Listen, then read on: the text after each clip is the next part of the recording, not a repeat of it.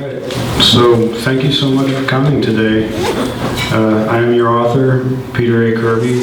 I wrote the book CHEMTRAILS EXPOSED, the New Manhattan Project. I'm a staff writer at Activist Post, and I've been researching chemtrails and geoengineering for about 8 years now. And of late, I've been hitting it real hard. I was kind of doing a lot of other things, some local activism here in San Francisco that didn't go anywhere. But I've been, pretty successful at exposing these things and doing the research and putting together the whole history of the greatest scientific endeavor in human history, and that is what I call the New Manhattan Project. This project has probably cost over $1 trillion. It's been going on for 70 years, and it is just amazing that most people don't know about it. And there's been a very concerted effort to cover it up, if you ask me. And if you ask me, it's been the CIA's job to do just that. So let's see here. The evidence suggests that this project is mostly about weather control. There are some other things going on, actually lots of other things going on. Those are quite fuzzier, but there is quite a bit of evidence for such things as mind control, and there's some diseases that are associated with the geoengineering activities and whatnot, but I'm not going to cover those today. Today it's just going to be the science history from a weather modification perspective. And the thing that differentiates the New Manhattan Project from the conventional cloud seeding industry is the use of electromagnetic energy. So what the New Manhattan Project is particles dispersed from aircraft. Those are the lines that we see in the sky. These particles saturate the atmosphere, and once the atmosphere is saturated with these particles are hit with electromagnetic energy from ground-based antennas known as ionospheric heaters, and in this way they can control the weather. So, yeah, as I said, it started in the late 40s, and it's secret, it's huge, it's military, all just like the original Manhattan Project. There's been plenty of original Manhattan Project scientists who have compared the power of atomic bombs to weather systems. I mean, it's just countless. They put it in so many books. It's just really amazing. Originally they called this type of stuff planetary engineering. And you can see the parallel to today's scientists who call themselves geoengineers, which is basically a synonym. So we have, yes, and another similarity to the original is the fact that this is a problem for the physical sciences, the geoengineers today are saying that we need a new Manhattan Project. In congressional testimony, they're saying they need, quote, a new Manhattan Project to save us from global warming. And this idea that they need to spray things out of planes to save us from global warming goes way back to the planetary engineering days of the early and late 50s. So this is not a new idea, and every time they print an article about this, they say, oh, look at this, look what we found. This is the most amazing thing ever. It's been around for 70 years. So they're constantly pulling our legs.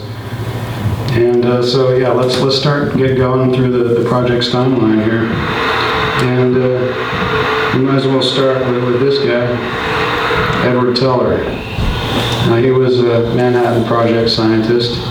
He was a theoretical physicist, so he spent his time, calculating and drawing up things and thinking about things. And he, famously went on to produce the next generation of atomic bombs, which were thermonuclear atomic. But the hydrogen bomb was Teller's known as the father of the hydrogen bomb. Well, he also went on to talk about weather modification countless times. I mean, it seems like I can't read a book that he's written where he doesn't talk about weather modification. And later in his career, not long before he died, he was working at Lawrence Livermore National Labs, which he co-founded and was a director for a long time. And he wrote a series of papers in the mid-90s talking about how we need to spray aluminum out of planes to save us from global warming, which is very interesting because the rainwater samples and the air samples have shown that aluminum is the #1 ingredient in the chemtrail spray. You know, and he's writing these papers and publishing them under the Lawrence Livermore name right about the time that the program started. So, you know, I'm very interested in Edward Teller, and I've read, I think, 4 books by him. I'm going to read all his books. He was very prolific. And I intend to get to the bottom of this curious character right here. And he looks to me like the most important scientist in the history of the New Manhattan Project. This is Vannevar Bush. Vannevar Bush is the guy that put together the military-industrial academic complex with his OSRD, Office of Scientific Research and Development, which started during World War II. This was the government group that was created to produce the first atomic bombs, and the Massachusetts Institute of Technology Radiation Lab, which came up with a lot of the early technologies that went into the electromagnetic portions of today's New Manhattan Project. And right before he got out of government work, he was instrumental in the creation of 2 organizations which went on to be instrumental in the development of weather modification technologies, these being the National Science Foundation and the Office of Naval Research. Here is the man, John von Neumann. The scientists have such a reverence for this man. It's quite amazing. He's probably the most revered scientist in American history, at least in modern American history. He is looked upon as a demigod by many. He was so super intelligent. He could process incredibly huge calculations, mathematic calculations in his head, and he was very quick, very sharp, and very valuable to the military-industrial academic complex. I am asserting, and the evidence shows, that John von Neumann first came up with the idea that we need to spray things out of planes in order to save us from global warming. And I think that he came up with this idea, and then the military-industrial academic complex ran with it to serve their own purposes. I don't think he was right, but you know, the military-industrial academic complex is quite opportunist. Here's the man, Nikola Tesla. I think some people know who this guy is. I think he originally came up with the New Manhattan Project, and specifically the use of electromagnetic energy to modify the weather. I don't think that he said that we should spray things out of planes over a domestic population to modify the weather. It's not something that he would be into. He was all about helping humanity, and I think, you know, it's pretty much a no-brainer that if you're spraying metal out of airplanes, it's not good for people. But he did write about the use of electromagnetic energy to manipulate layers of the atmosphere in order to modify the weather. And that is the distinguishing feature of the New Manhattan Project. So I'm looking at this guy as the guy who originally conceptualized this type of stuff. This is the logo for the Massachusetts Institute of Technology Radiation Lab. Ran from, as you can see, 1940 to 1945, the war years. And they produced the earliest examples of electromagnetic energy technology that eventually went on to be part of today's New Manhattan Project. Specifically, they developed the earliest technologies you can trace back from the ionospheric heaters. They worked on something called long-range navigation system, LORAN, and they also developed, a group of scientists there headed by Luis Alvarez, developed something called ground control approach, which used radar to help pilots land their planes in conditions where they couldn't see, blind landings. They would have the plane on radar, and they would communicate with the pilot and tell him, turn to the right a little bit, go down a little bit, go up a little bit. He would be totally blind. All he would see in front of him would just be a whiteout. But if they had him on radar, they knew exactly where he was, and they could direct him down. It worked very well. And this ground control approach radar system was quickly adopted in many military bases across the country. I'm totally not going from my notes here, hardly. I'm just sort of ad-libbing, but anyway. Okay, and here's the typical scene at the MIT Rad Lab. They got, all kinds of scientific stuff. He has a cigarette in his mouth, of course. I mean, this is the late 40s, everybody was smoking. And the guy's busy working. I mean, this was a huge endeavor. They made money off of this. They sold a lot of radar sets out of this. In fact, the amount of money that they made off of selling radar sets out of the MIT Rad Lab exceeded the cost of the original Manhattan Project. Wow. Yeah, this was a huge thing, and then it was just a beehive of activity as far as I could tell. And it really kicked off the whole large-scale industrial production of radar in America, anywhere in the world, really. America's been the leader in technology forever, for as long as it's been America, pretty much. Alfred Lee Loomis. Now, this guy is extremely interesting. This guy started bouncing electromagnetic energy off of the ionosphere before Nikola Tesla died, before the MIT Rad Lab, before all of this. He had a laboratory up in an area called Tuxedo Park, which is north of New York City, a very exclusive gated community. He owned multiple houses in Tuxedo Park. He was rich from being a Wall Street banker and lawyer, and he had a penchant for science. And him and scientists from all over the world would work at this lab that he called Loomis Laboratories, and it was a house that he converted. And they started working in the area of today's ionospheric heaters in the early 40s. Tesla died in 43.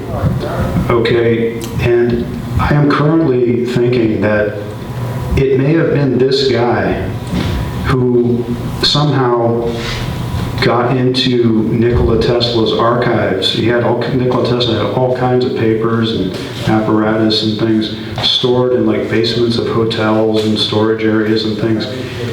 And Nikola Tesla was very famous. And this guy knew how to use technology to make money.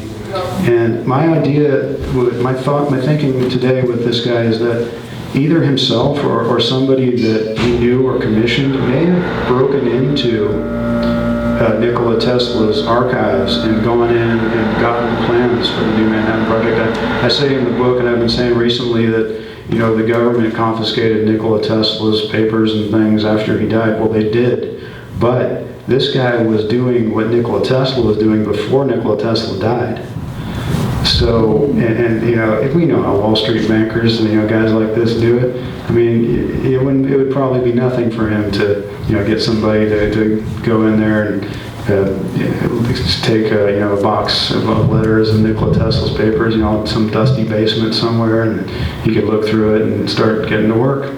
That's all speculation at this point, but I hope to corroborate that with evidence in the future. Here's Luis Alvarez. He was the guy at the MIT Rad Lab who came up with the ground control approach radar. He was right here in Berkeley. He was a professor at Berkeley. He was also a Manhattan Project scientist. And I'm not saying he's a bad guy, but I read his biography, and it is what it is. He developed the ground control approach system, which eventually evolved into today's aircraft control system for the new Manhattan Project, which I believe involves a centralized computer and a whole fleet of robot planes, as they said back in the 50s. We call them drones today. And this is what the ground control approach radar came to be not long after the MIT Rad Lab in the I think it was in the 60s or late 50s. I don't know where I am now. But this is the schematic of the SAGE anti-aircraft system. As you can see, there's a command center and all these other things they need to know. It was designed originally as a computer-controlled automated missile battery that could shoot down bombers coming ostensibly from Russia with nuclear bombs, and they could identify the planes on radar and shoot off these missiles that would go take out the planes. And it involved, as you can see, it's a quite involved thing. You have to know the atmospheric conditions. You have to identify the planes by radar, and you can see all the different elements that are involved in this system. And this was a step towards today's air traffic control systems of the new Manhattan Project, an intermediate step. These three guys, Irving Langmuir, Vincent Schaefer, and Bernard Vonnegut, they brought us in 1946, late 1946, they brought us the new Manhattan Project, the kickoff of the new Manhattan Project, and the conventional cloud seeding industry. Simultaneously, they did this. The public face of it was the cloud seeding industry. And there's even some deception there. They first started dumping dry ice, which is innocuous. You can dump dry ice all day in the cloud. You won't see me making presentations about it, you know what I mean? Mm-hmm. But a few months later, after they did that, and there was a big hullabaloo in the press, and everyone's saying, "Oh, we can control the weather now. We can make it rain. Isn't it wonderful? Don't worry about it. It's just dry ice." Well, a few months later, they're spraying us with silver iodide, which has questionable health impacts, very questionable. There's never been a public long-term study done about the health effects of silver iodide, and there's a lot of troubling signs. Of course, the weather modification industry says that it's fine, don't worry about it, but I beg to differ. And then out of those three, this is Bernard Vonnegut, he was pictured in the previous slide. Bernard Vonnegut was the guy who was chosen as the young, promising, very intelligent scientist to move forward with this new Manhattan Project, which they knew that was going to go on for many decades. He was involved in he ran these things called space charge experiments. This was a precursor to today's new Manhattan Project, where they used electrical energy to manipulate atmospheric particles. Today we use electromagnetic energy to manipulate atmospheric particles, but at first they just used a coronal discharge, which you can make, if you overload a wire with power, it just starts spewing off of the wire, and that's called coronal discharge, and it will affect the atmospheric particles that it comes in contact with, and that was how they started working in the vein of the new Manhattan Project. Here, this is a picture of a space charge experiment.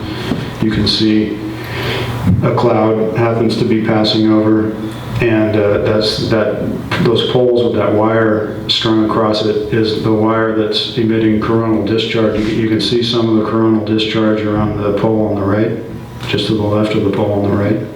Those are the atmospheric particles interacting with the coronal discharge. That was on the cover of this book I found. The book was highly technical. I couldn't make heads or tails of it, but the cover was a great example of a space charge experiment. And they would also emit atmospheric particles. Not only would they be measuring the ambient atmospheric particles, they would also be generating particles that would be affected by the electrical discharge, and they would monitor and analyze what was going on there as well. They did that quite a bit throughout the 50s in many locations. Here's another schematic of the SAGE system. I'm like not even paying attention to my notes at all here. And we went over that already, so I think I'm going to eliminate that slide in the next one, but here we go. Okay, so the next one is experimental investigations on the ice-forming abilities of various chemical substances. That's the title of this paper. And this paper, as far as I know, as far as I've been able to discern, is the first mention of aluminum particles being used for weather modification.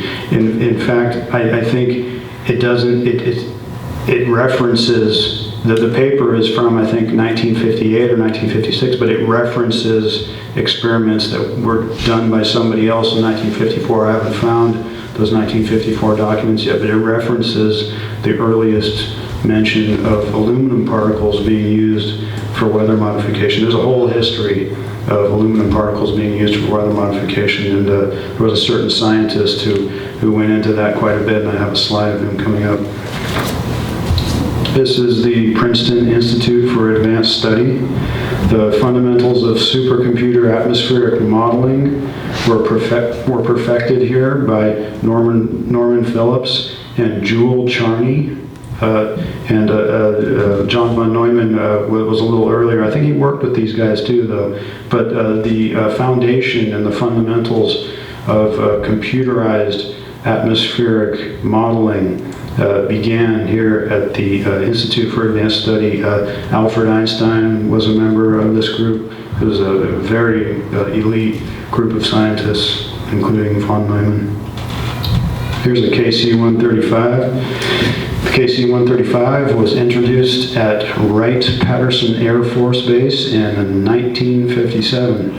And the KC-135 is significant because we have a chemtrail whistleblower and activist by the name of Alan Buckman, who served as a weather observer in the Air Force in the late 60s. And he is also an expert plane spotter because of his work in this area. And he has come out and said that the KC-135 is the main aircraft that he's been seeing emitting chemtrail spray. And, you know, I just thought of it now. Another reason why I think there is a proprietary fleet of chemtrail planes is because the KC-135 is not really used very much today in commercial aviation. It's even in the military, it's largely been retired. What I'm suggesting is that these KC-135s have been refurbished extensively to make them last for many more decades, and upgraded extensively. There's a whole incredibly huge history of the KC-135 being modified for all types of military activities, including weather modification. This paper is called Design Study for Economic Analysis of Weather Modification.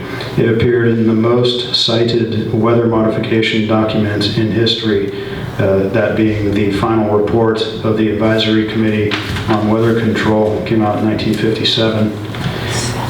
And this was the beginning of the high-level study of economic aspects of weather modification.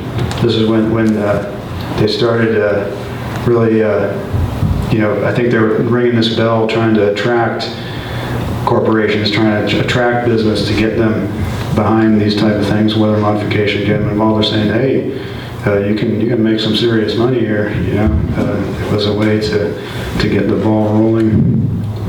Okay, this is another paper that appeared in the final report of the Advisory Committee on Weather Control in 1957. Bernard Vonnegut was a co-author of this paper, and this is the earliest mention of the SRM geoengineering thesis that I have been able to find. And not only that, not only does it suggest that we spray things out of planes to save us from global warming, which is the SRM geoengineering thesis, it also describes the new Manhattan Project. It talks about the electromagnetic manipulation of atmospheric particles for the purpose of weather control. This is 1957, in the most cited weather modification document ever. Vonnegut as co-author. Here's Air America. They are, if you don't know who Air America was, it's not about that dumb movie with Mel Gibson and Robert Downey Jr. Don't watch that movie. It's absolutely terrible. I thought maybe I could learn something from it. It's just absolute trash. But there's a book that was written by Christopher Robbins, and it's one of the greatest exposés ever written. And it's his magnum opus. He spent decades putting this thing together through all kinds of interviews. And Air America, what they were doing is they were a CIA-run aircraft airline company with a whole fleet of aircraft over there in Laos and Southeast Asia during the Vietnam War, who would take anything, anywhere, anytime. So that included drugs, it included dead bodies, it included all kinds of nasty stuff. And I am asserting, and the evidence shows, that today's chemtrail fleet evolved from this CIA fleet called Air America. Here's the magnetosphere. As many of us probably know, the Earth has a magnetic energy that comes out the top and goes way out into space and comes back around and goes in the bottom. The Earth is a giant magnet. And we know magnets can exert forces upon things, right? So if you want to control the atmosphere, you got to know what's going on with the magnetosphere and the ionosphere and all these things. You know, you need to in order to manipulate something, you need to know how it works, right? So in the 1950s, it was 1958. Our military started getting really serious about mapping what they call the auroral electrojet. And they weren't going into the far reaches of space as this picture shows. They were doing stuff closer to Earth here, and especially at the North Pole, up in Alaska, which is close to the North Pole, because the lines, the auroral electrojet is closest to Earth at that point, so it's more easily observed, right? It's easier to observe things that are closer to the surface. And they had something called Project Argus. And during Project Argus, they were detonating nuclear bombs in the atmosphere. And when you do this, you can actually observe the interaction of the atomic particles as they disperse with the magnetosphere and the ionosphere and the auroral electrojet. And you can learn a lot. They would monitor very closely what was happening there, and you can learn a lot about how the magnetosphere and the auroral electrojet work by doing this, apparently. I actually take a little solace in that, because every time I had heard about that before, where they said they were detonating bombs in the atmosphere, everybody had always said, well, they're just doing it to see if they could, blow up the world or something totally irresponsible. I mean, at least they were, doing something a little bit constructive. Maybe I'm grasping at straws, but anyway, I'd like to think there's something good there going on there. But they did that many, many times, detonating the nuclear bombs in the atmosphere. It was, I know it's very offensive, but so it is. And then what we got here? Okay, this is Clam Lake. In 1958, they started, this was an intermediate step in the evolution of ionospheric heaters, another intermediate step. They had these lines, power lines, basically metal lines that they would string. They put them underground, they put them on telephone poles, but this time they weren't emitting coronal discharge. This time they started working with electromagnetic pulses that were bounced off the ionosphere. What's been declassified is that these activities at Clam Lake were used to communicate as a one-way communication system between Clam Lake and submerged submarines many thousands of miles away. They would, the electromagnetic signals, they bounce them off the ionosphere, and they would go down to the sub that would be way under the water. And this was the first instance of being able to communicate with subs at all that were submerged in water in any significant depth. We got here. But I think I'm trying to establish, although I have not found the evidence yet, I'm trying to establish that these electromagnetic pulses generated from the facilities at Clam Lake were also used in experiments to modify the weather and possibly mind control. Excuse me. Yeah. I grew up in the Milwaukee area, and it was referred to as Project Sanguine. They had a whole bunch of different names for it. Yeah. There was like 5 or 6 different projects. There was Sanguine, there was ELF, there was Bassoon, there was Shelf. I have this. I've put all those names in the book. I put all those names together to make this monstrosity to call, to cover all the activities up there. And there's quite a bit of documentation of all this stuff. You just got to do the interlibrary loans and whatnot. I've looked into it somewhat. For the second edition, I intend to look very deeply as I can into this portion. It's quite mysterious what they were doing up there. It's not all publicly known, but there's also quite a bit of information available. You can call these guys the big 3, I guess, here. DARPA, MITRE, and NASA. They began in 1958, all 3 of them. This was in response to Sputnik, right? The big catalyst for the military-industrial academic complex, where the Russians launched a satellite that apparently flew over us, and Washington had a hissy fit and said, "We need more money." And of course, they said, "Give us more money," and everybody gave money. And they created the MITRE Corporation, which I think is probably the day-to-day manager of today's New Manhattan Project. That came out of the Massachusetts Institute of Technology. We had DARPA, which was created as, actually it was first called ARPA, Advanced Research Projects Agency. The defense, the D for defense was added later. In fact, they've been switching back and forth between ARPA and DARPA, trying to confuse us, I guess, for a long time. But DARPA's been very instrumental in the production of the New Manhattan Project. They're above the MITRE Corporation and below the Department of Defense in the hierarchy, I believe. NASA has been very, very much involved. And I'm reading right now about all of NASA's Nazis, how they came in right after World War II to develop the rocketry program there. And of course, the secret space program. We're not supposed to know about any of this stuff. So after this presentation is over, I'll destroy all this material. Okay. What else do we have here? And in 1958 was a big year. We started getting these ICAS reports in 1958. It was the first edition of these semi-annual reports by the MITRE Corporation. The ICAS report stands for Interdepartmental Committee on Atmospheric Sciences. They produced semi-annual reports between 1958 and 1978. And these are the most revealing government reports as far as weather modification is concerned, and the atmospheric sciences. The name states, Interdepartmental Committee for Atmospheric Sciences, but if you read the reports, they say, we're doing this for weather control. They say the reason we're paying so much attention to the atmosphere and trying to figure all this stuff out is because we want to control the weather. They make it very clear. There's no bones about it.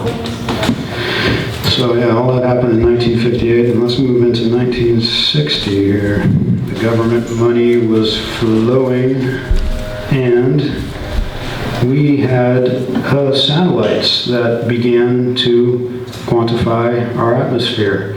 NASA launched the first dedicated weather satellite in 1960. It's called TIROS-1. There were many other TIROS satellites launched throughout the 1960s. We had weather data gathering networks flourishing. We had remote sensing technology improvements. That's actually what these satellites do, is remote sensing of the atmosphere. Remote sensing, photography is remote sensing. I'm being remotely sensed right now. It's anything that you can do from a distance to gain information about a remote object or area is remote sensing. And as you can see, over the years, we started launching these different satellites, and they were covering different things. And by 1980, we pretty much had the whole atmosphere covered. I don't know if you can see that so far back, but it's just a chart that shows all these different things. There's atmospheric temperature, winds, cloud cover, snow cover, precipitation, vegetation, sea surface temperature. All these things were remotely sensed by 1980, but it started in the 60s, early 1960s. Now this is a very interesting little picture that I found. Okay, I am asserting that the planes, the proprietary fleet of the New Manhattan Project, which I call the chemtrail fleet, are remotely powered by ground-based antennas, by lasers, it appears. And there's tons of documentation for this. In fact, and this picture that I found online is something I found on a website called lasermotive.com. And this is a company that's saying, hey, we can outfit your drone with parts that will make it so that it's remotely powered with a laser from the ground. I mean, this is a company that's selling this on a retail basis. You know, they're saying they can power a blimp from a ship. They can power like a quadcopter drone. They can power a UAV, unmanned aerial vehicle. And then, you know, you look at the patents, and there's just legions of information about wireless power and wirelessly powered aircraft. It just goes on and on. I mean, before I started this research, I didn't know that you could wirelessly power anything. I mean, I was amazed with the fact that I would put my electric toothbrush on the holder and it would charge, even though there's no metal connection. You know, but this wireless power goes way back. If you want to get a taste of how much of this there is out there, just look at the Wikipedia listing for wireless power. It's huge. Let's see here. Oh yeah, and it was in the early 60s. The reason I have this up here, as far as the timeline is concerned, it was in the early 60s that a man named William Brown, who worked for Raytheon nonetheless, became instrumental in the early development of these technologies, specifically powering aircraft. And let's see. Oh yes, and this is I have a couple of advertisements that I found. Raytheon was producing this wirelessly powered aircraft called RAMP. I forget what the RAMP stands for, actually. Gotta work on that. But they were placing advertisements in technical publications about how great this is, and you can see the vehicle right there, and it's being wirelessly powered. It's a kind of a helicopter-looking thing, and they were producing this type of stuff in the 60s, early 60s. That's one advertisement. Here's the next one. See that thing? Oh.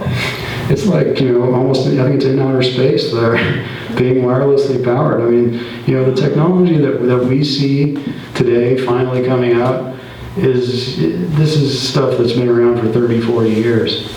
You know, I mean, today, I mean, this blows my mind, and I think it would blow a lot of people's minds that we would have a helicopter type thing in outer space being powered from antennas on the ground. I mean, but this has been known about for a long, long time.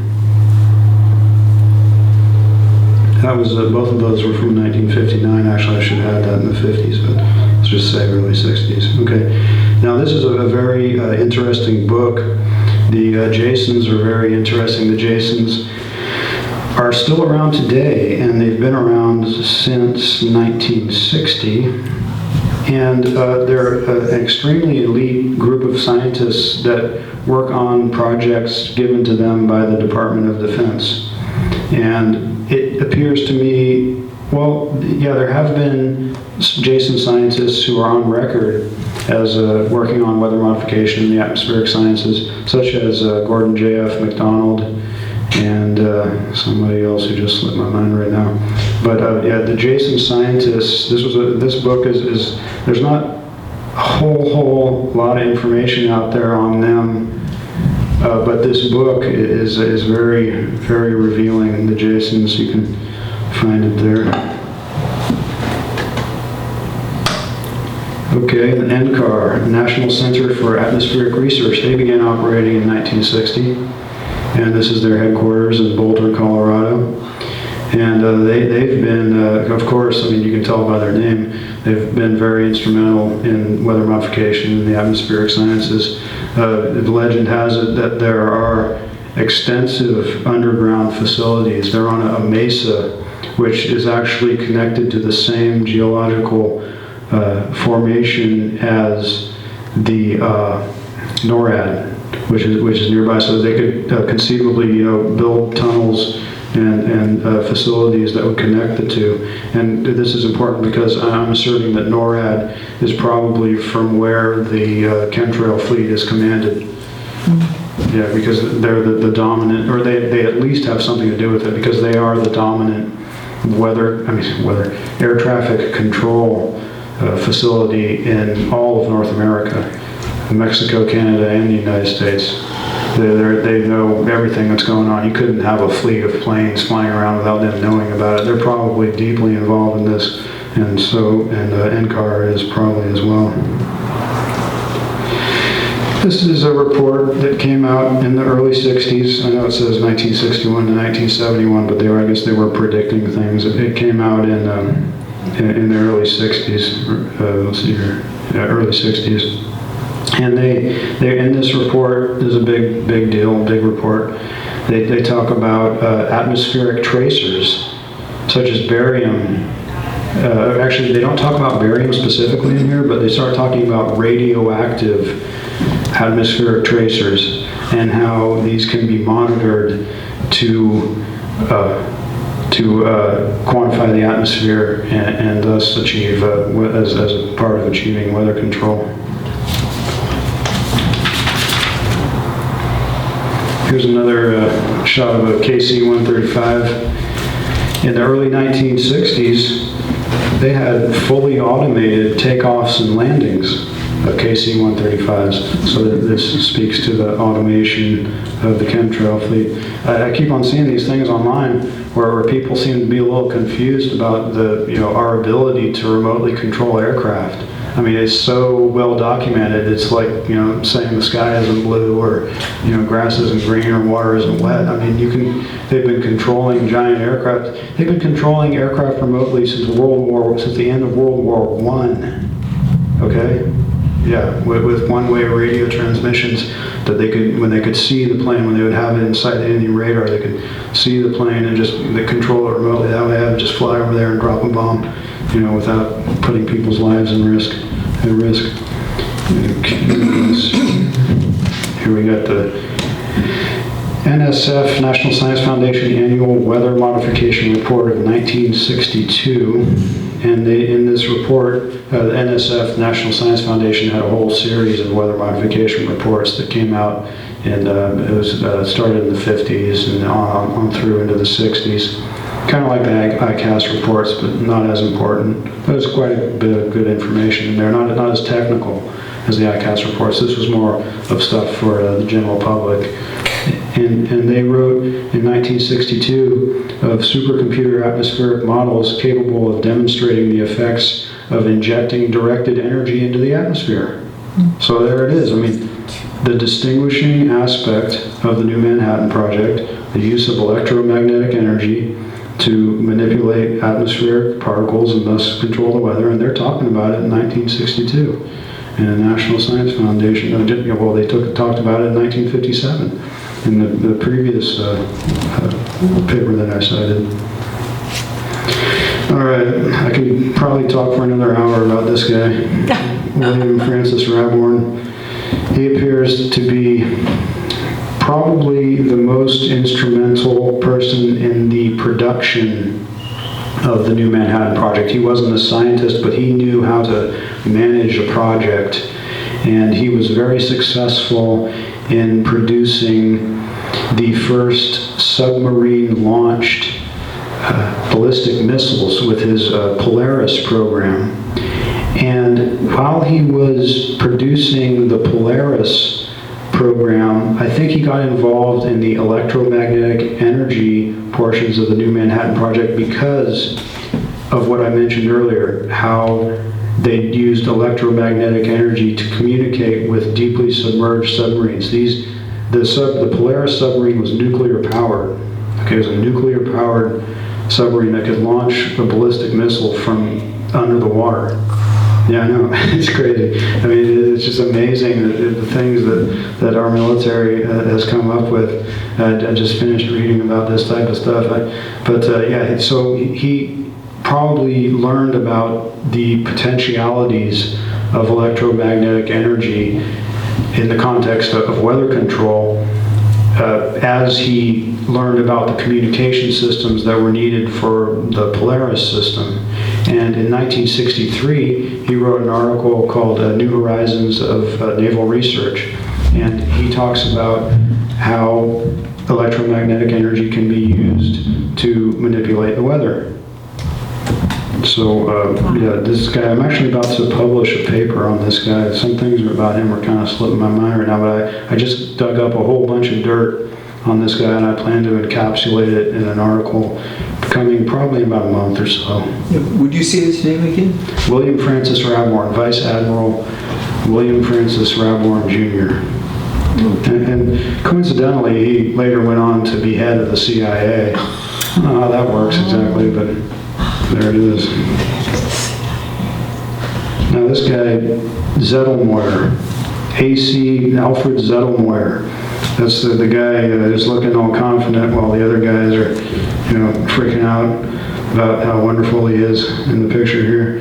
And A.C. Zettelmoyer repeatedly published papers about the uses of aluminum in particles suitable for cloud seeding and weather modification.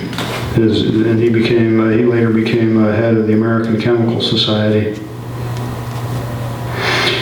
Here's the Orwellian titled document, Restoring the Quality of Our Environment.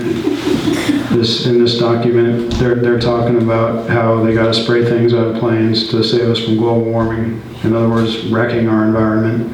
But they're gonna say it's all great and wonderful. One of the co-authors of this paper was the aforementioned Gordon J.F. How to Wreck the Environment McDonald. And I call him that because he wrote a paper that first appeared in, I think it was 1969, called just that, How to Wreck the Environment. And there's just tons of evidence for this guy being involved in the New Manhattan Project. He's on record as being involved in weather modification and the atmospheric sciences. And I intend to get to the bottom of Mr. McDonald before this is all done. And but what this document, the purpose that this document served was to acclimate the public to being sprayed. It's when you publish a document at this level, all the government offices below the office of the presidency, which is the entire government, has to read it and do what the paper says or make moves, in the direction of what they're suggesting here. And so this was about softening up the government and the people to the idea of the SRM geoengineering thesis. That was 1965. Were they already saying that the globe was warming up at that point? I believe so. But that was back at the time when the atmosphere was still cooling. Yeah, no, I think you're right. Yeah, actually, at the time, I think they were saying global cooling. Yeah, They've been flip-flopping between one or the other, depending on, I guess, what the weather is, like for a certain year or group of years. It's like, oh, it's been cooling lately. Well, then that's due to man. And, oh, it's warming up. Oh, well, then it's due to man. And, they just go with whatever fits the bill. In fact, we have a quote from Harlan Cleveland, who wrote about the use of electromagnetic energy to manipulate the weather. And he says, it doesn't matter if the Earth's warming or cooling, you pay your scientists and you just get them to do what you want. I have that quote in the book. I don't remember it word for word, but he seems to be a big wheel in all of this. And he had that arrogance of elitism about him, and he would just spill the beans and just say, "Oh, you guys are too stupid to understand anyway." So that's the kind of disdain that the establishment often has for this. Right. Penn State University, home of Jerry Sandusky and his.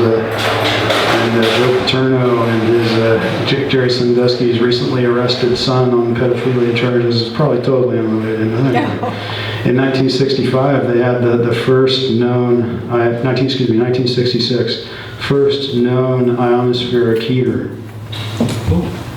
Yeah, this was when they finally, after all the Clam Lake stuff and the Loran and all these other things, the whole evolution of it, then they finally achieved something that looks like today's ionospheric heaters at the Penn State University in 1966. And here we have the John A. Volpe National Transportation Systems Center. And holography technology was improved.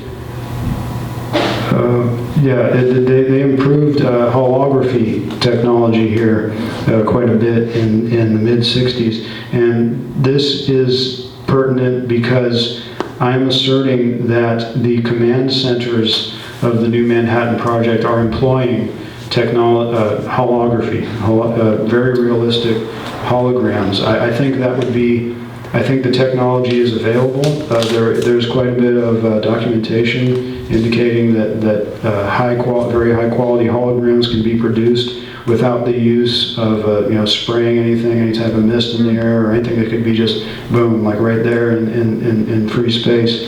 And I think that there's quite a developed situation there that hasn't been revealed to the public. And I'm asserting that they use this in the command centers because this would be the best way for a group of scientists to gather around and see what's going on.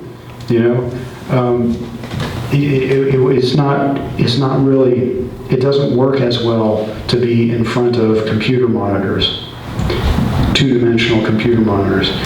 It would work much better if people could stand around something, as in a theater in the round, and observe the Earth or any portion of it in 3 dimensions right in front of them as though it's real. And I'm asserting that this is what's going on, and they develop the technology here.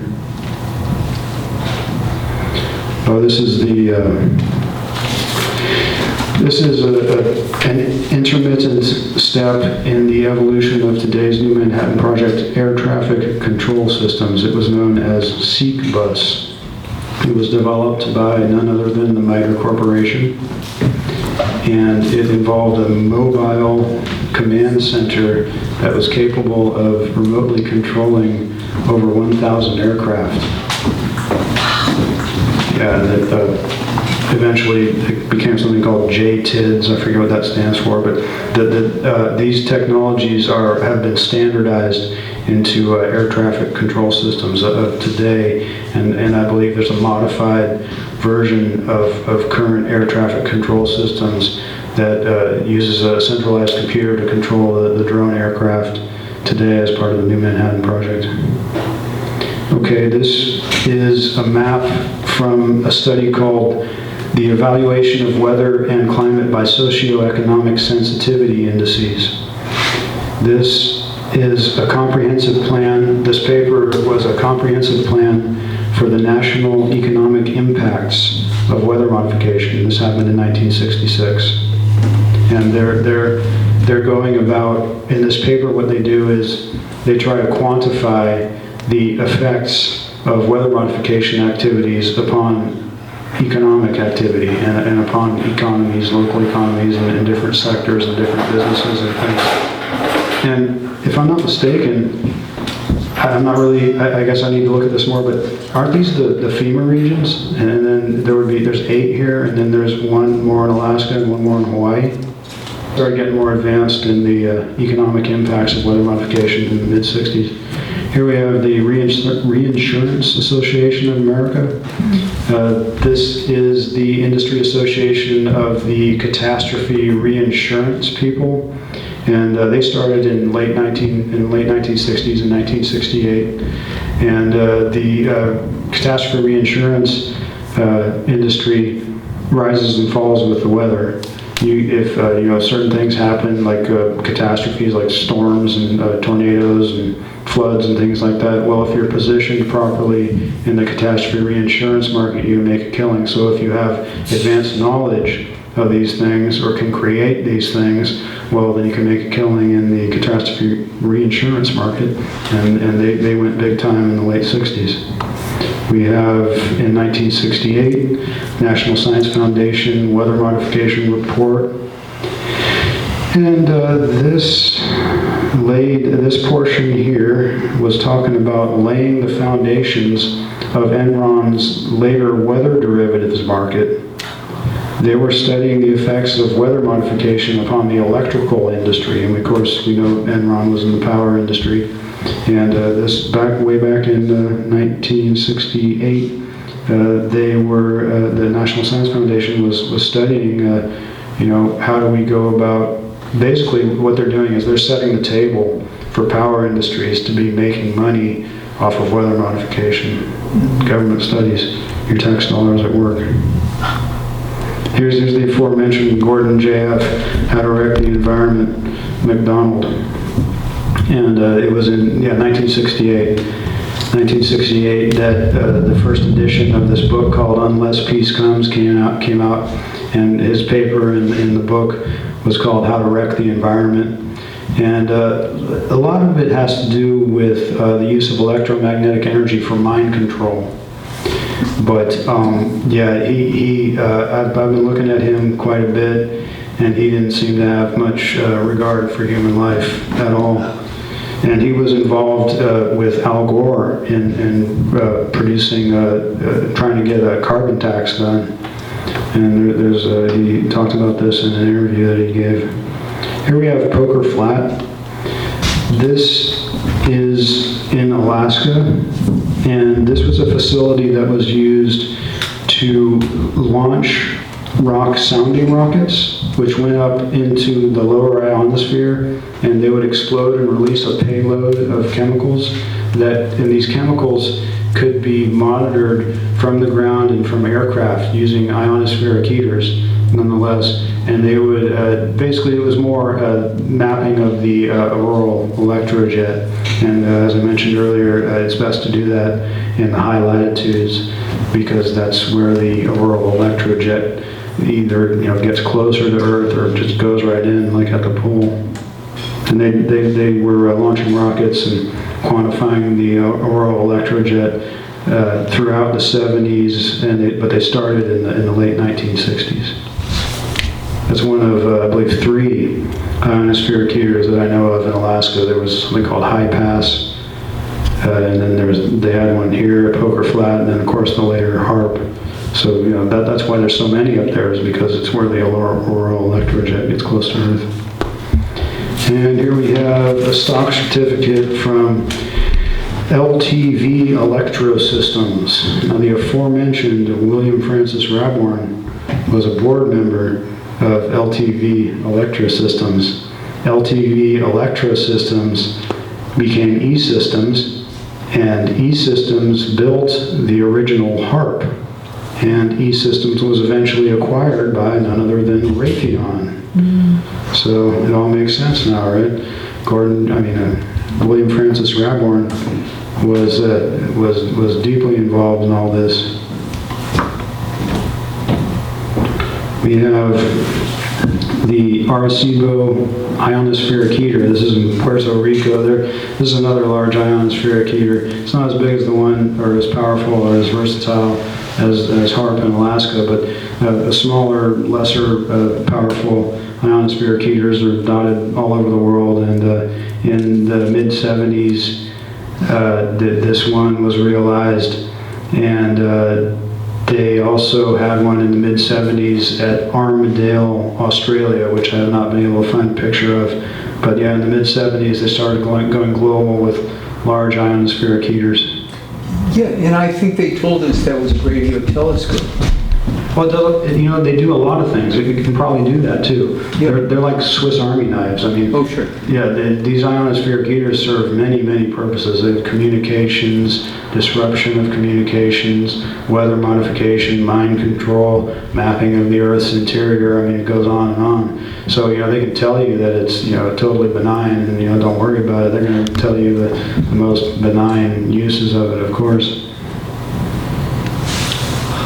And then we have the 1970 Second American Meteorological Society National Conference on Weather Modification document. This is the earliest use I have yet to find of the term persistent contrail.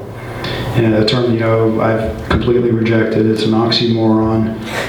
Contrails do not persist, chemtrails do. This is a term that's been designed to drive a wedge into our movement. And I'm, you know, sad to report that there are still people in our movement today who are very prominent who, you know, use the term persistent contrail and don't want us to say chemtrail. You know, I refuse to do that. The best term that we have to describe what's going on here is chemtrail. It's a chemical trail. And they come, you know, they've been spraying stuff out of planes for 70 years, spraying chemicals out of planes. Anytime they do, it's not good. It's a chemtrail. They're spraying us with chemicals. You know, anyway, first mention of it, 1970. And this was around the time in the late 60s and on into the 70s when the rhetoric began to change. When the rhetoric changed from weather modification to climate modification. And then they came up with the term persistent contrail. And they were softening it up to the public. You know, what they're really doing is weather modification, but they just generated a whole new set of terms and a whole new language to describe what they're talking about. This is also when the whole field of atmospheric chemistry began coming to the fore as well. It started getting really technical, and you know, as far as the whole interactions of all the atmospheric molecules and the remote sensing and all this stuff. You know, if you think about it, the chemical reactions and things that are going on in the atmosphere with all the little particles, I mean, they're interacting with each other. I mean, it gets really super complex. That's why the atmospheric chemists sort of came to the fore, because we needed a new field to know exactly what's going on. Here's the National Science Foundation logo, and I'm showing you this because in 1971 something was established within the National Science Foundation called Research for the Advancement of National Needs. I think RANN. I should have enunciated that out, but it's RANN, and it was designed to study the economic benefits of weather modification. They had a whole government group dedicated to studying this, and you know, of course, money talks and BS walks. So this is what keeps the ball rolling, right?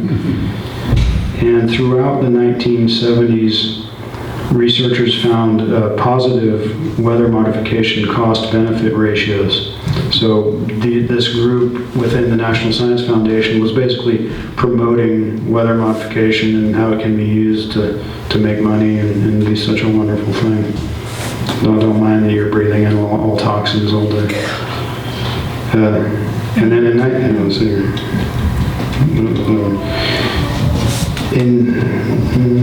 Wait, I think I missed one there. I'm supposed to have this one here. There's a mistake. I think this is the 1972. Oh no, I'm totally missing one here. Oh no, there it is. There, I skipped over it. Here it is. This is from the 1972 ICAS report. And in this passage, they're talking about how the entire hydrological cycle can be traced with radioactive particles. So let's say you emit a radioactive particle from a plane. It has a half-life, right? And if you can remotely sense the degradation of the atmospheric particle, of the radioactive atmospheric particle, you know exactly how long it's been out there. You know exactly when it was dispersed from the plane. And you can see it, you can follow it through atmospheric sensing. It may fall to the ground, it may evaporate back into the atmosphere, but wherever it goes and whatever it does, anywhere in the hydrological cycle, you know exactly where it came from and where it's been. It's like tagging every little microscopic atmospheric particle in the entire atmosphere.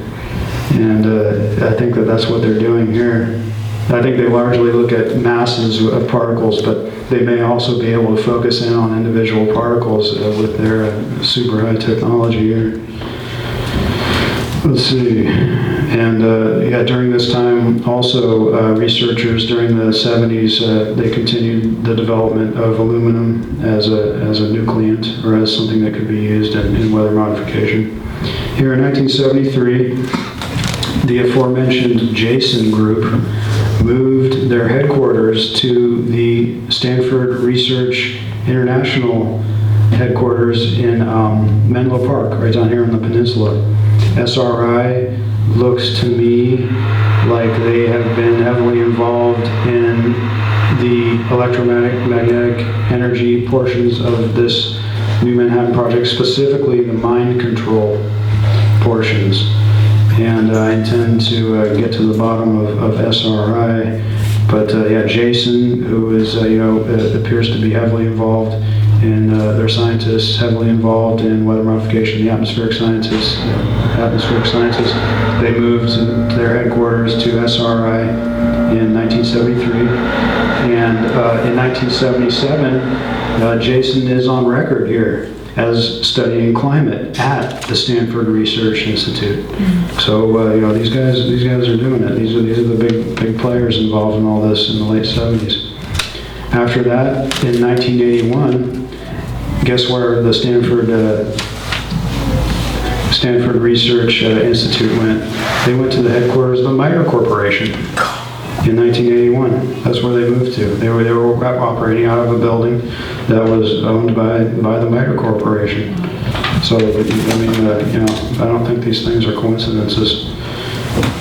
And then in 1974, this guy, Paul M. Tagg, published a paper called, what is it called? I don't know what it's called. But it's about the modeling of the atmosphere with the use of electromagnetic energy. He wrote a paper about modeling the atmospheric effects of directed energy in 1974.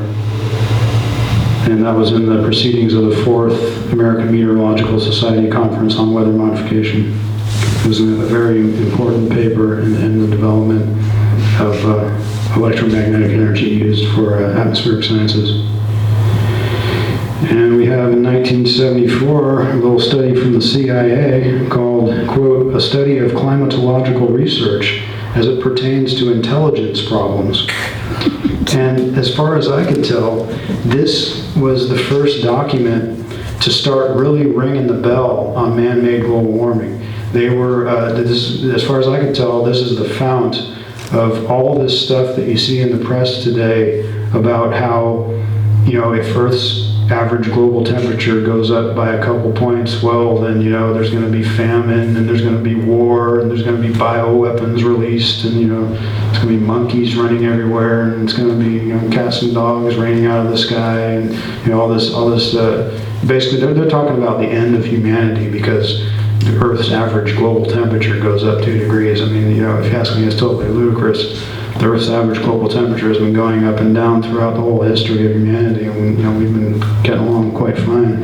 And actually, if you look back historically, periods of increased temperature usually have more life going on and more abundance. When there's more sun, I mean, that's where we get our life force from, right? The sun.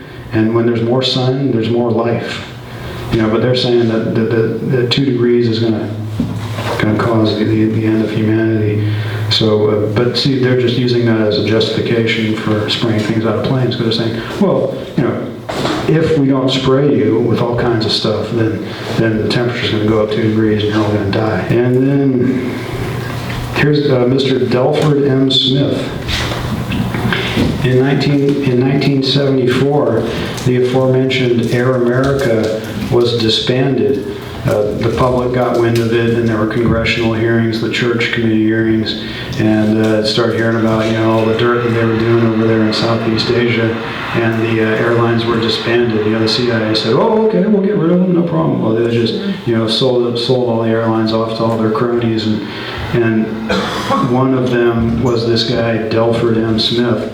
In 1975, he got a sweetheart deal for one of these airlines. There was actually a whole group of airlines, not just Air America. There was Air Asia, there was Southern Air Transport, but he got one called Intermountain Air, and he got a sweetheart deal. He said that he paid, it's on record that he paid like $3 million for it, but then his company's net worth in the following year like doubled from I was thinking about 25 mil, like 50 mil or something like that.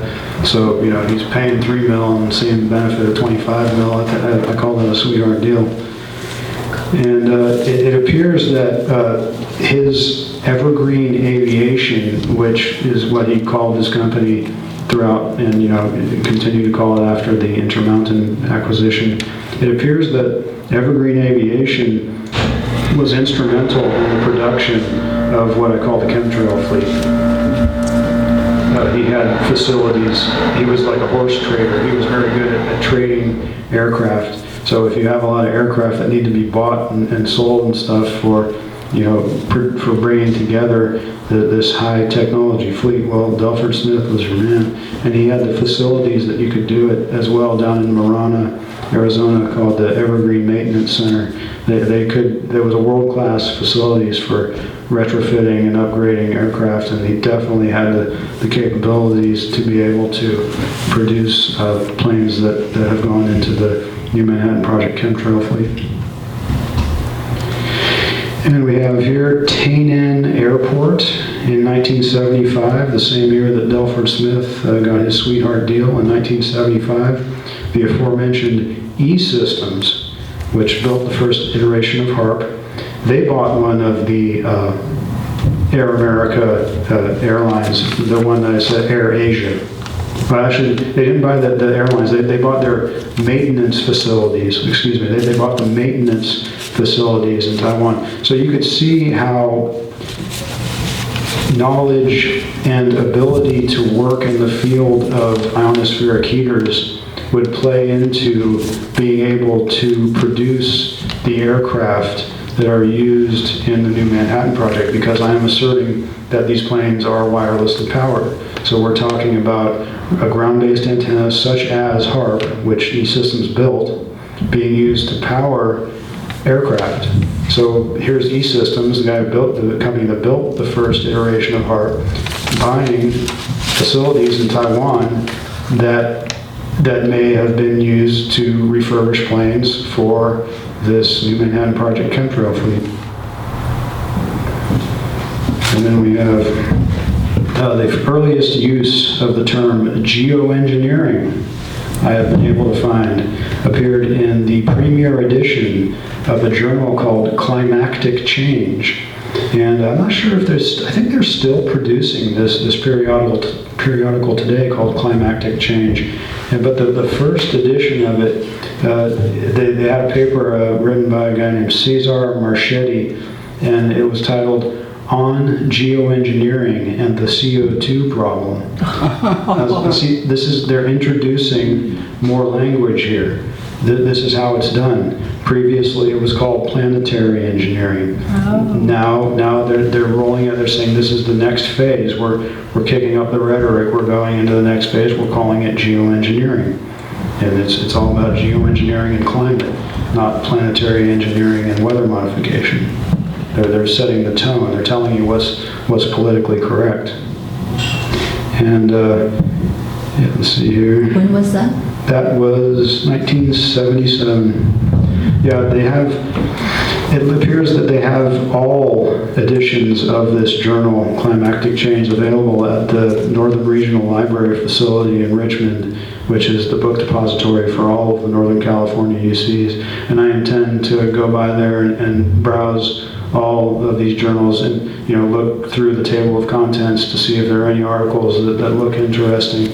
That NRLF is just a gold mine. It's absolutely unbelievable. I mean, Berkeley, it's the book depository for Berkeley, and Berkeley was involved in the original Manhattan Project, and they've been heavily into science there. They've been big players nationally and globally in the whole military-industrial academic complex for a long time, ever since. So it's just an absolute gold mine over there in Richmond. Okay. And here is Lawrence Livermore National Labs from above. Yeah, they give tours there. I intend to take a tour. They like check you out and stuff. Apparently, you can't just show up for a tour or just make a reservation. Apparently you can go online and ask to go on one of the tours, and apparently they do like a background check on you and stuff. And I hope they don't find anything, but I'm gonna see if I can do one of the tours and videotape, and hopefully I don't disappear to Alaska or Antarctica or something. Anyway, during the 1970s, Lawrence Livermore National Labs established itself as the premier atmospheric modeling facility. This was, you see, if you look back at the whole history of it, the dirty work, the basic science and research was mostly done on the East Coast in the Boston area. MIT, MITRE Corporation, Cambridge Research, just goes on and on, all these different groups over there in the Boston area. But it looks to me like they did the dirty work over there and then poured the advanced technologies into Lawrence Livermore National Labs to create the main command center of the new Manhattan Project at Lawrence Livermore National Labs. I think that's what the evidence shows. And Lawrence Livermore has been at the forefront of atmospheric computer modeling and supercomputer modeling for many decades now. So, that's what you need for the #1 command center, right? You need the supercomputers and the atmospheric modeling. And they've been all over that for a long time. We have here the earliest use of the term degree day in 1975 in a little paper written by a guy with last name of McQuigg. I like that name, McQuigg, 2 G's. Thanks. Anyway, the paper was called Economic Impacts of Weather Variability, and the significance of the term degree day is that it is a term that went on to be used in the weather derivatives market, founded by Enron. It's how they determine the value of the weather derivatives contract. They talk about how many degrees in temperature above 65 degrees is the day's average. They take the day's average temperature and compare it to how high it is above 65 or how low it is below 65.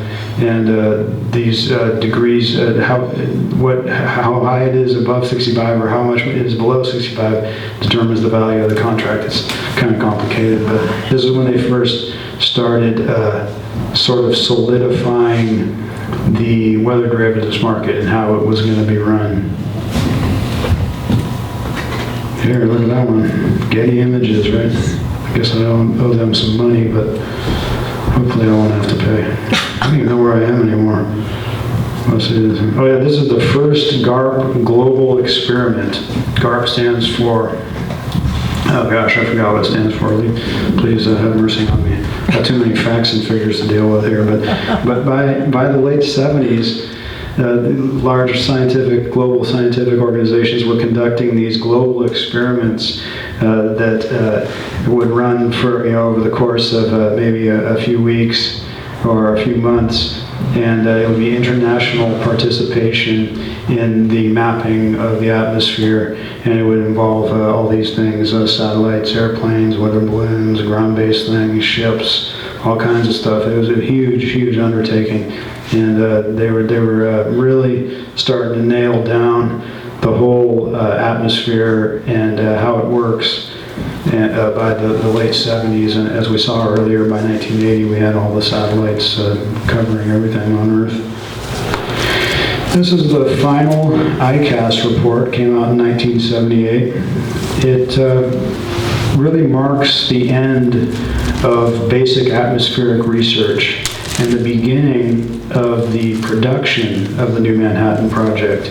This was when they, like I just said, this was when they really understood the atmosphere. Basically, all the basic research was done, and it was time to produce the chemtrail fleet. It was time to produce the command centers. It was time to refine the ionospheric heaters and all that. All the dirty work was really over by the late 70s.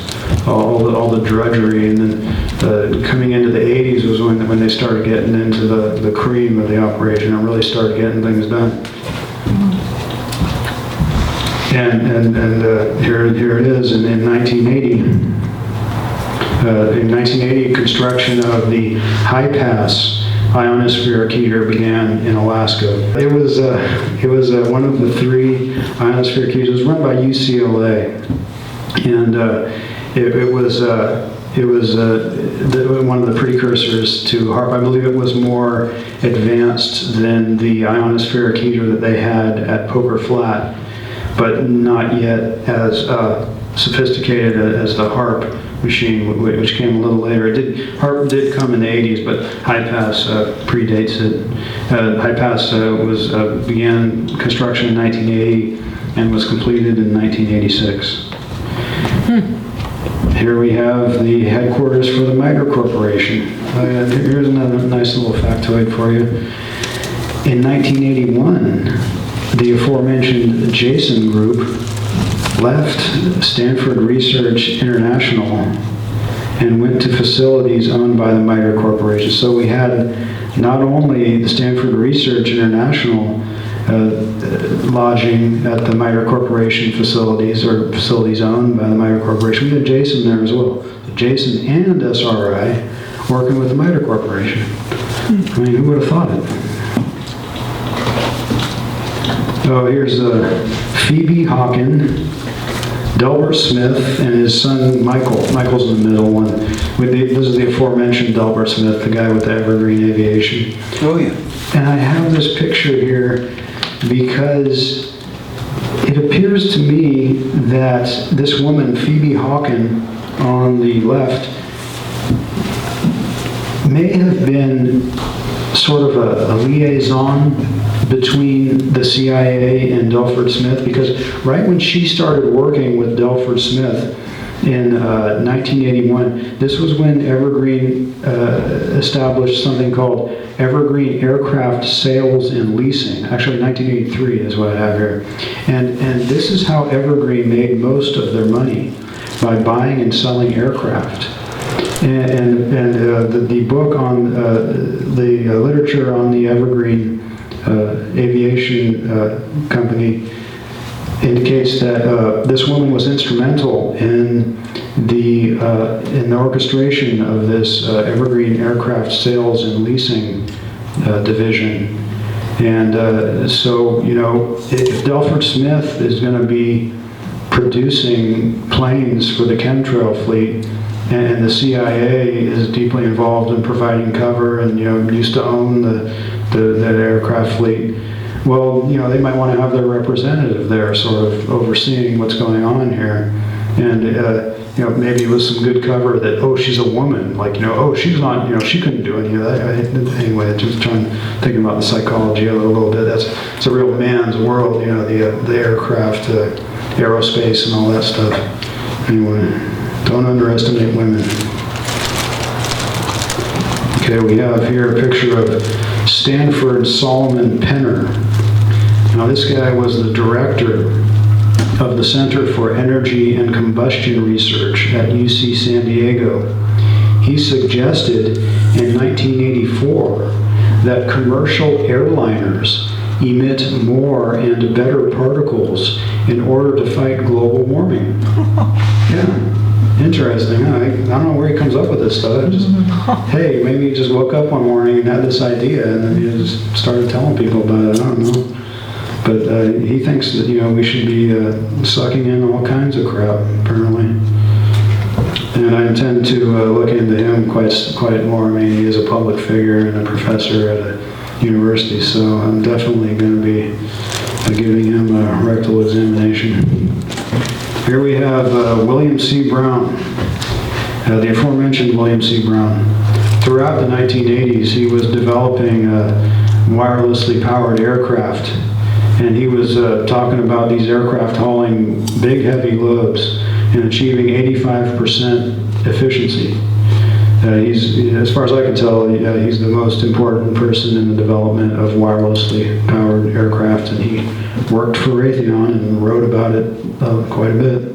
He wrote lots of papers. They're all kind of similar, the things that he wrote, but he wrote quite a bit. And then here we have the famous smoking gun patent titled Method and Apparatus for Altering a Region in the Earth's Atmosphere, Ionosphere, and/or Magnetosphere. This was given to APTI, Arco Power Technologies Incorporated, in 1987. And this is the patent that says, this is one of the HARP, there's a group of patents known as the HARP patents, and they were all granted to APTI, Arco Power Technologies, is a subsidiary of Atlantic Richfield Corporation, who was running the gas exploration operations up on the North Slope of Alaska. That's how HARP is powered, from natural gas that comes up on the North Slope. And this is the patent from the HARP patents that says you can disperse certain molecules into the atmosphere and then manipulate them with electromagnetic energy in order to modify the weather. I mean, they're outlining the New Manhattan Project in this patent. I get trolls online talking about, oh, it's just a patent, it doesn't mean anything. Yeah, right, it was co-authored. It was authored by the guy who invented HARP, Bernard J. Eastland, and granted to a huge multinational corporation, and we're supposed to believe that doesn't mean anything? I mean, this is the smoking gun right here. And then we have, this is an aerial shot from Google Earth of Davis-Monthan Air Force Base, also known as the Boneyard. If you look closely, you can see all those little specks on there. Those are all aircraft. It's the largest repository of retired aircraft in the world. Wow.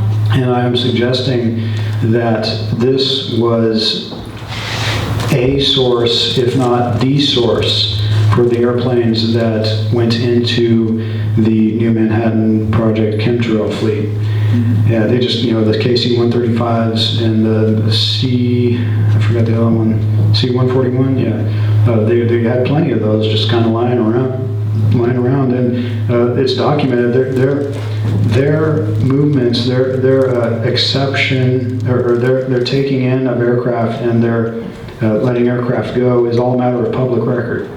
It was put into books by these British guys, made books about it.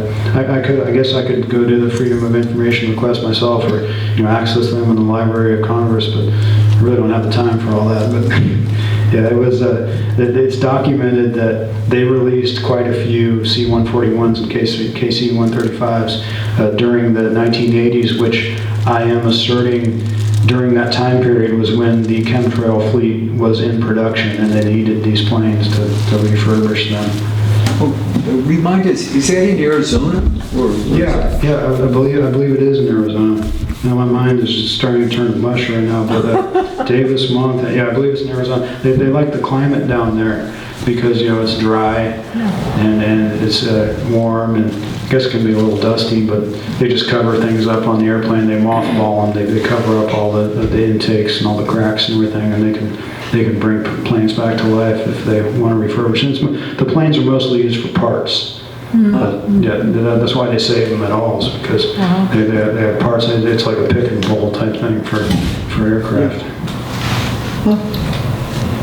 Here we have a patent titled Selective Thermal Radiators. This is a 1988 patent by David Chang. It was granted to the Hughes Aircraft Corporation. Yeah, and it showed how atmospheric particles may be heated up with electromagnetic energy while exhibiting the Welsbach effect. And this is authored by and granted to the same people behind the stratospheric seeding for the reduction of global warming Welsbach seeding patent. I'm about to get into it. I always screw up the name of it, but yeah, the same author wrote a couple of patents about how electromagnetic energy can be used to manipulate atmospheric particles. And in the other patent that he wrote, that's the one where he suggests that aluminum or stuff be added to jet fuel. I think he said aluminum, if I'm not mistaken. But yeah, David Chang. I can't seem to find much about this guy, David Chang. He's got kind of a common name, and I really haven't found basically anything except these two patents applicable to the New Manhattan Project. Here's our friend Gordon J.F. How to Write the Environment McDonald again.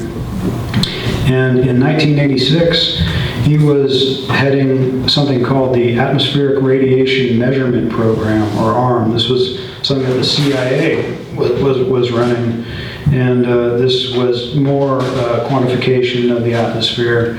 But you know, I find it specifically compelling because of the CIA involvement and the involvement of Gordon J.F. How to Write the Environment McDonald. That started in 1986, and it was in 1987 that Gordon MacDonald was advocating before Congress for a, quote, carbon tax.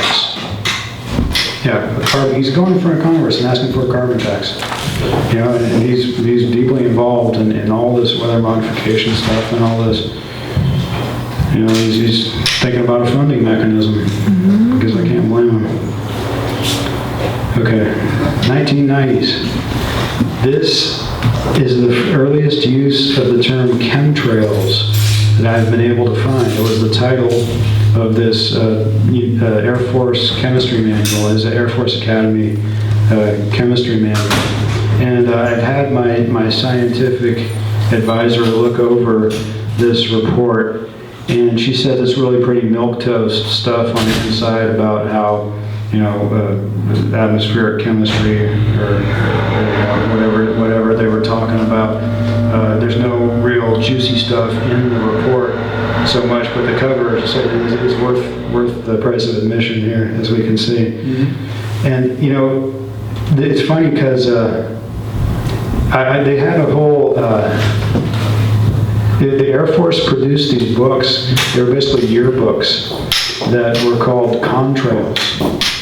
I should note this because the use of this term chemtrails here on the cover of this report may actually be pretty innocuous, because they called their yearbooks contrails, right? Like, here's stuff that was left behind, came out of the aircraft, it's like it's off in the atmosphere now.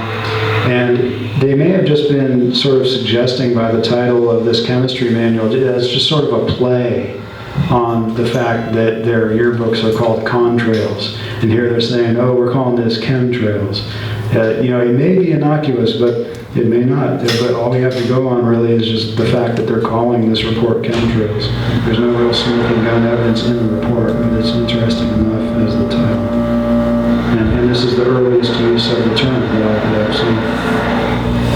Okay, here we have a 1991 patent called Power Beaming System. This is one of the HARP patents as well. And this shows how aircraft can, guess what, be remotely powered. One of the HARP patents. Yeah, wirelessly powered aircraft. I mean, it's just again and again, we see the evidence of this. And it would be, the reason why they would want to power the aircraft remotely is because if you have an aircraft that's powered remotely, you don't have to have the aircraft loaded up with fuel. You can use that space that would normally be loaded up with fuel, i.e. the wings, as someplace that can store chemtrail spray instead. And you might want to have other computers and things in there, but you want to free up as much space as possible because you want those planes to stay in the air for as long as possible because you can't, it's harder to figure out what's going on if these planes are always up in the air at 40,000 feet. The more they have to come down to the ground, the more vulnerable this project is. The more chances there are that they could be exposed. They want those planes up in the air as much as possible. They want to have them coming down all the time to get more fuel, and having the chemtrail spray compete with the fuel for space on the aircraft. I mean, it's much more an efficient operation. You can just power them wirelessly and have them up there indefinitely. If they're not emitting chemtrail spray, they could be up there indefinitely, going anywhere, and then just releasing the spray. And then the only thing they would need to land for would be more chemtrail spray and maintenance. Okay, but yeah, Power Beaming System, 1991, one of the HARP patents. The authors of Angels Don't Play This HARP, very reputable people, Nick Begich and Gene Manning. They wrote that in the early 1990s, there were the authors of Angels Don't Play This Harp wrote that in the early 1990s, technologies outlined in this patent were used to keep a microwave-powered aircraft aloft at 80,000 feet for 10,000 hours. So I think we're beginning to see the power of these technologies. And here's the patent, the name of which I butchered about 5-10 minutes ago. 5 minutes ago. Stratospheric Welsbach seating for the reduction of global warming. I don't think I'll ever get the title of this patent properly, but yeah, this is David Chang. Again, this is the same guy who wrote Selective Thermal Radiators. It's granted to Hughes Aircraft again. And yes, this was 1991. And yes, he's suggesting aluminum spiked jet fuel. And he's saying, yeah, hey, we could get these little particles up by spiking the jet fuel with aluminum. Isn't that interesting? And then we have a 1992 document from the National Academy of Sciences. It's called Policy Implications of Greenhouse Warming. And they suggest in this document that the Earth and its biota be sprayed with sulfuric acid. Why not? I mean, you just spray us with anything. I mean, spray us with plutonium. Why not? And then there's been, this was kind of like the first globalist type document, from these big scientific organizations. This was really the kickoff. There's been a whole flurry of these types of documents since this one. There's been this one was from the who was this from? Yeah, National Academy of Sciences, and then the UN, and who else? Just pretty much every top level scientific organization you can think of during the 1990s and on into, well, actually, this one kicked it off, and then a whole slew of them came out more in like the 2000s, actually. But this was an early example of a top-level organization saying, get ready, we're going to spray you. We're going to spray you with sulfuric acid. I mean, this is the topic of David Keith's manifesto, A Case for Climate Engineering. I mean, absolutely terribly written book. I don't know if I've ever seen a book with more errors in it, just like spelling errors and syntax and grammar and stuff. And he's talking about spraying the earth annually with tens of thousands of megatons of sulfuric acid like it's a good thing. I mean, this is, something's wrong with this picture here. Well, don't they know they're spraying themselves? You know, there are things you can do to avoid all this, and that's a whole chapter in my book, Solutions. You can have an airtight house. You can live somewhere where they're not spraying. You could possibly have, supplements that you take to counteract the effects. You could, there's lots of things you could do, and I'm sure that a real gem of a guy like Keith would be up on all these things. Yeah. Yeah, this presentation is just covering the science history. Okay. Yeah, so now we're getting into the advanced portions of the New Manhattan Project. HARP was, construction of HARP began in 1993. The first version, which was built by the aforementioned E-Systems, was completed in 1995. And that same year, Raytheon acquired E-Systems. It's like, oh, you did your job, you built us our little Harpy thing, and now we'll just sort of tuck you under our wing and fly away. And I think Raytheon today continues to be the manager of the electromagnetic portions of the New Manhattan Project. You can visit that on Google Earth. Oh, yeah. It's not concealed. No.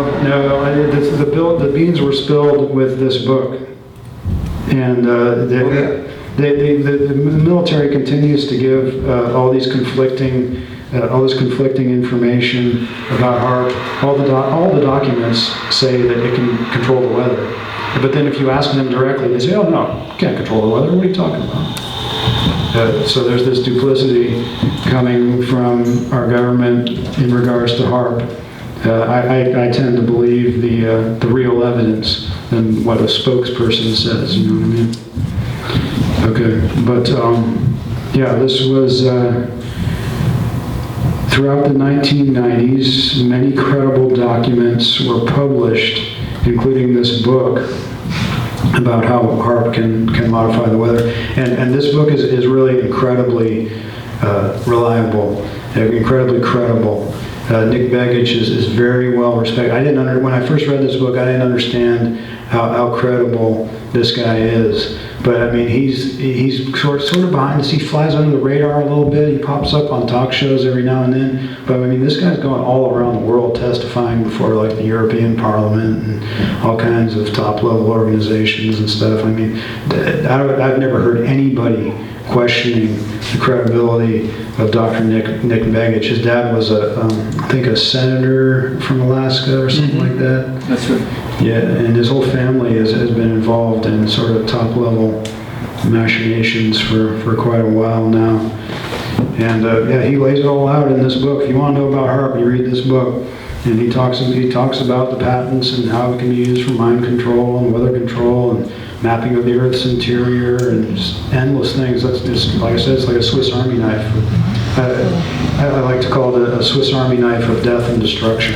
It could be used for good things. It could be used for good things, but the problem is we got bad people in charge who are spraying things out of planes and trying to control our minds and stuff. And here's the logo for E-Systems. This was something that I just found recently. E-Systems is a super mysterious company. I mean, it just aerospace in general, trying to track the movements of these companies and what they've been doing and who acquired who, when, and how and why and all this. It's super mysterious. And then there'll be like 3 or 4 or 5 different companies with the same name and all this type of stuff. But as far as I can tell, this is the logo for the company that built HARP. I just thought that was kind of interesting. Raytheon acquired them in 1995. Here's both of these. These are the cover sheet from 2 documents from a set of documents called Air Force 2025. And this Air Force 2025 had maybe 25 different documents in it. Now, both of these documents outline the New Manhattan Project. Both of these documents talk about dispersed atmospheric particles being manipulated by electromagnetic energy for the purpose of weather control. One of them is called the famous Weather as a Force Multiplier, Owning the Weather in 2025, and then the lesser known and operational analysis for Air Force 2025, but they both describe the New Manhattan Project. Those came out in 1996. And this was another document from the Air Force 2025 set, and it's called, as you can see, Aerospace Sanctuary in 2025, Shrinking the Bullseye. In this document, released in 1996, they say, they talk about the highly automated aircraft ground maintenance systems. They talk about how a plane can land on an airstrip and basically robot vehicles can come out and tend to its every need, refueling, maintenance, all kinds of stuff. It would be actually the vehicles wouldn't come to the plane would go to a facility and then be hooked onto a track where it's pulled through like a car wash. It's pulled through and all these robots would just like work on it and stuff. See, this is what I'm talking about when I'm saying a highly automated system of fleet. The chemtrail fleet is a highly automated system. I think they're trying to eliminate human involvement in this, largely not only because they're just kind of into eliminating humans in general, but largely I think it's to provide cover. Because the less humans you have involved, the less chance there is that somebody's going to squawk about all this. If you can have a completely automated thing, just like a minimum amount of people running the whole thing, well then there's less chance that any of this is going to get out. And I think that's how they've been controlling all this, and this is why we have a lack of whistleblowers, is because it's all automated. It's all drones, right? There's no humans to talk about it. And it was, the production of it all was all compartmentalized. They didn't know what they were working on. How could they talk about it if they don't even know what it is? Okay. Let's see here. There's another one from Air Force 2025. Space operations through the looking glass. This one, curiously, states that a certain constellation of satellites called the Iridium Network can be used to modify the weather here on Earth. Now, it doesn't really play directly into what the scenario I'm proposing, but just the idea that, this document shows up and with all these other documents that pertain directly to the New Manhattan Project, as I see it, is quite interesting. Talking about satellites manipulating the weather. They're really into manipulating the weather. This wasn't a shot in the dark. The guy who requested the production of the whole series of documents, a guy by the name of Fogelman, I believe he's an Air Force general. Well, he's on the board of directors of the MITRE Corporation. Surprise, surprise. Okay, and we have here, hey, this is the last page. We've got like 4 slides left. You guys are troopers. Made it. Okay, this is one of the papers, one of the aforementioned papers written by Edward Teller. It's published in 1977. It's called Global, 1977, no, we're in 1997, excuse me. In 1997, Teller and his cronies, Hyde and, who's the other guy? Wood, yeah. I need to look into those guys too. Those were his big compadre was Lowell Wood. And he looks like a real gem too. Looks like a savage animal, but anyway. In 1997, these three published this paper called Global Warming and Ice Ages. This is one of the papers where he talks about, hey, we got to spray you with stratospheric aluminum to save you from global warming. Don't worry about it. It's all good. And let's see here. Yeah, throughout the 1990s, Lawrence Livermore National Labs continued to produce the leading climate models, run on the best supercomputer configurations while they're publishing papers talking about spraying us with aluminum. I mean, either these people have absolutely no frickin' clue what they're doing, or, it's exactly as we think it is. And I think it is exactly as we think it is, actually. I tend to lean towards logic instead of, just figuring that I shouldn't worry about any of this because they've got it all under control. Anyway, and then here, there's the third to last slide here, well, fourth to last maybe. We got a study done, this speaks to my assertion about holograms. And this came out in 1998. It's an Army document.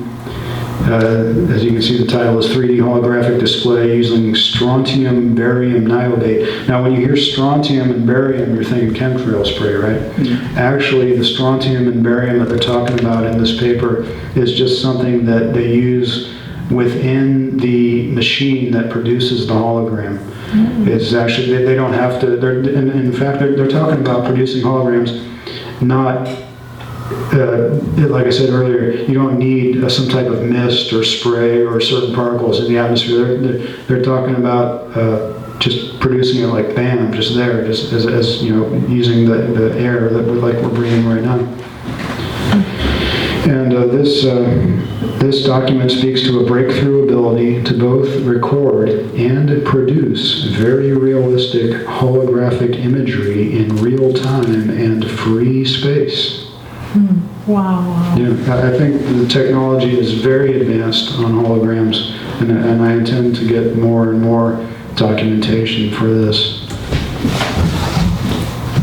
And here we have the wonderful Weather Risk Management Association. This is the leading weather derivatives industry association, and it was founded in 1999. I think we know about the weather derivatives market founded by Enron. You can bet on any geophysical condition. If you have advanced knowledge of what those geophysical conditions might be on any given day or group of days, well, you can make a killing right there. So yeah, this is their industry association. I'm sure it's jam-packed with just loving and caring individuals. Here we have graphs and rainwater sample test results showing elevated levels of aluminum and barium. The two graphs that you see on the top right and left, those are the graphs, screen captures I got from the California Air Resources Board website. I don't know if they're even still up or not. I haven't been in contact with those guys, but as you can see, the levels are going up since the mid-90s. They both barium and aluminum. The red line at the top, that's the 90th percentile. So that is not really representative of the average of a statewide ambient aluminum and barium. The blue line is more applicable. Of course, their public information officer tried to sell me on the fact that, well, look at the 90th percentile went down in the last year, so don't worry about it. But the blue line was going up, so. Anyway, and then all you see, all the other rainwater sample test results have been probably thousands of those popping up online in PDF form from all over the world, showing elevated levels of aluminum and barium.